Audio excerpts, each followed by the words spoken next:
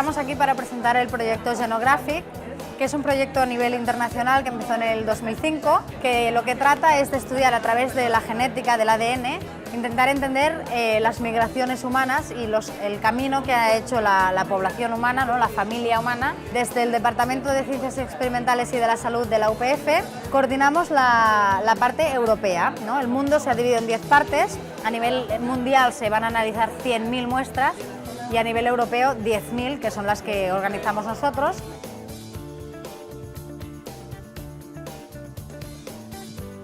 Entonces recogemos muestras de toda Europa a través de sangre, o de pelo, o de saliva, aislar el ADN. Después de esto, los siguientes pasos deberían ser una amplificación del ADN para tener muchas copias y luego la genotipación o secuenciación, digamos, ¿no? La secuenciación, leer el ADN, y lo que hacemos es miramos determinados marcadores, fijándonos en el cromosoma Y para seguir la línea paterna y el ADN mitocondrial para seguir la línea materna. Dentro de estos dos tipos de ADN miramos diferentes marcadores que sabemos cuándo se han generado, ¿no? Hace 35.000 años en Asia, hace 10.000 años en Europa. Sabemos por estudios posteriores dónde se han aparecido estos marcadores y podemos seguir cuál ha sido el camino que siguieron tus antepasados masculinos y tus antepasados femeninos, por dónde fueron, con quién se mezclaron, digamos, hasta llegar aquí. Y este es un poco el objetivo, intentar averiguar las migraciones desde hace 60.000 años hasta las migraciones más actuales, no las